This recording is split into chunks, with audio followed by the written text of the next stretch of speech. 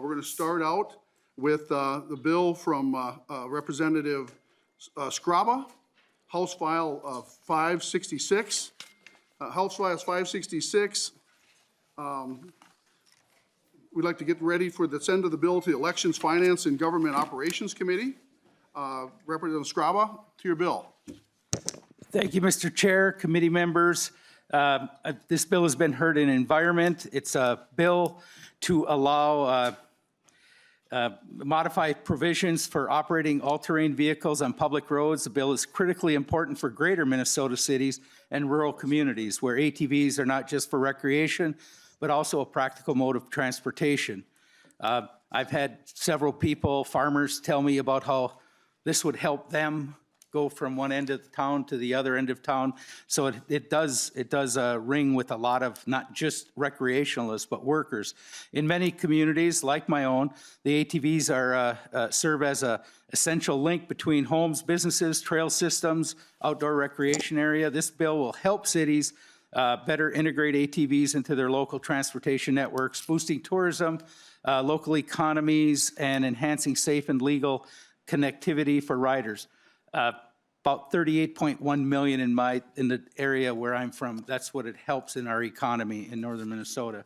To further explain the importance, I have two testifiers, Nick Wagner from ATV Minnesota, who is joining via Zoom, and he'll discuss the broader impact of this legislation on riders and communities across the state. And to my right, Ely Mayor Heidi Omerza, who is the she'll talk about how it affects Ely.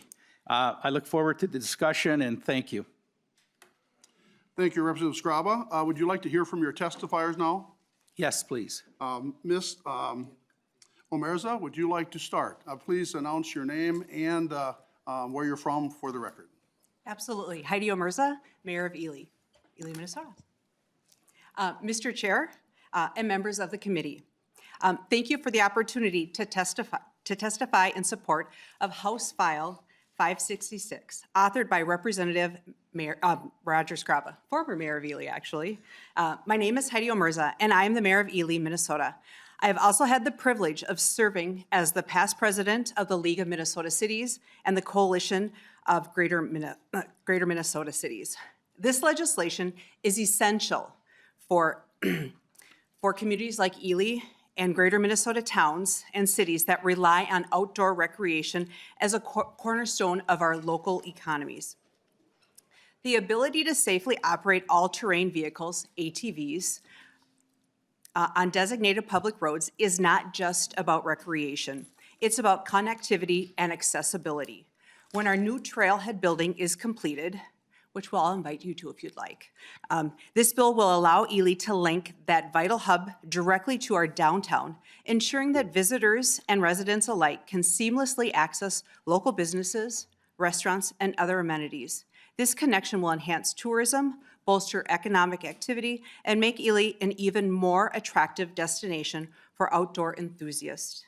The economic impact of ATV use in St. Louis, Lake, and Koochiching counties is significant, generating millions of dollars annually for local businesses. From lodging and dining to fuel stations and equipment rentals, ATV tourism supports jobs and sustains businesses that rely on steady outdoor recreation traffic. Events like ATV jamborees and trail rides bring in visitors from across the state and beyond, helping rural communities and thrive all year round. By improving connectivity and access through HF566, we can continue to grow this important sector and ensure that outdoor recreation remains a driving force in our regional economy. Beyond the economic benefits, ATVs provide a unique way for many individuals, including those who may not otherwise have the ability to explore the outdoors, to experience the beauty of Minnesota trails, whether it's families, older adults, or individuals with mobility challenges. This bill helps open up opportunities for more people to enjoy our natural resources in a sustainable way. I urge your support for House File 566 to help greater Minnesota communities like Ely to continue to thrive while improving access and connectivity for all. Thank you for your time and your consideration. Thank you, Ms. Omerza, for your testimony. Are there any questions for Ms. Omerza? Thank you. Next, we have online Nick Wognam. Please state your name and your organization for the record. Thank you. My name is Nick Wognam. I am the Secretary of the Board of ATV Minnesota. This bill, sponsored by Representative Scraba, is one that is near and dear to my heart.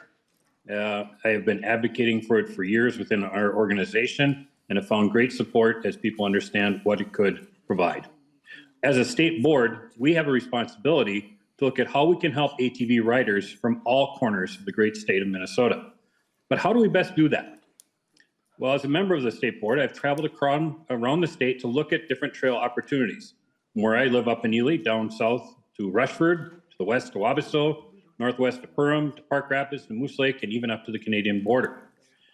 Each area presents challenges to the opportunities that lie there. Maybe it's a lack of public land, or it's a remote area where there isn't a club to make things happen. But I did see one common thread that existed throughout the state: small towns with state highways that run through them. Now, I tried to find a newspaper clipping of a story that was told to me, and I do remember reading about, and it impacts dozens and dozens of communities. This story, though, was about a homecoming queen, I believe in Zumbrota, who was trying to get from her house to the high school. But on her way there, when she drove down the main street of her community, which was also a state trunk highway, for that she got pulled over and she got a ticket. Now, what that told me was small towns shouldn't have to penalize people who are just trying to get from one location to another. Maybe they're trying to get to a restaurant or a gas station or a hotel or even to the local school gymnasium just because there's a state highway that's also the main drag. That's what this bill seeks to change.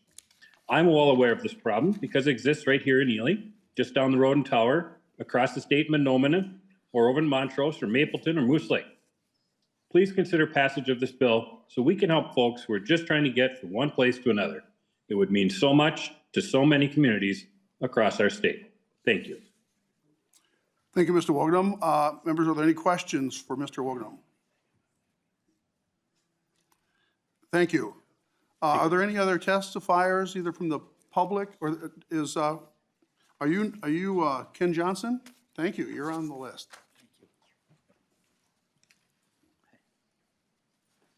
Mr. Johnson, please state your name and your organization for the record, please.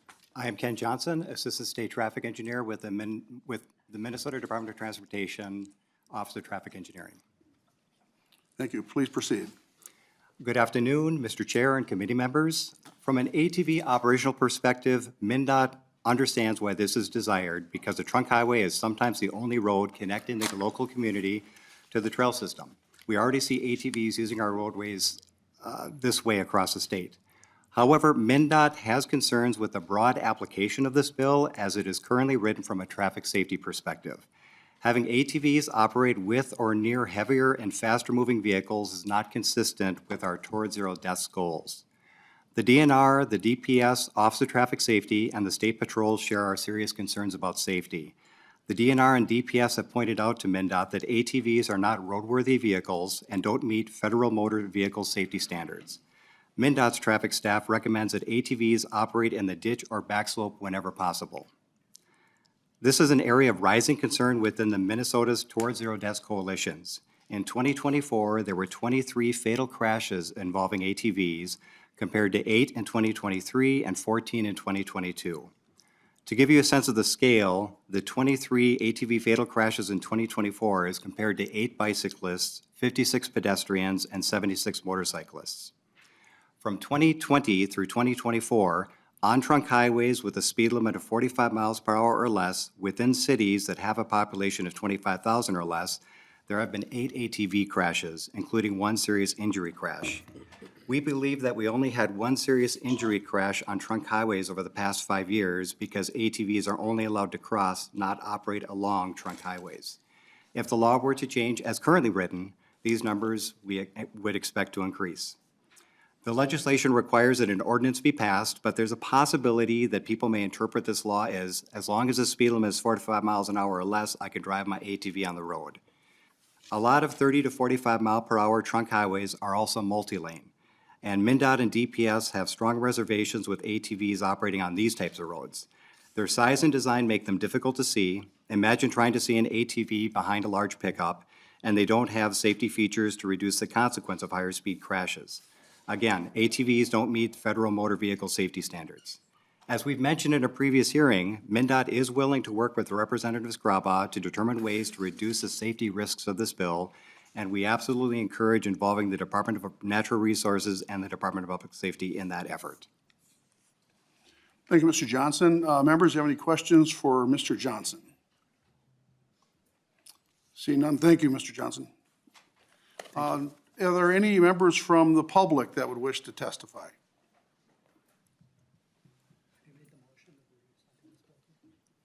Yeah, I really did. Seeing no other members, so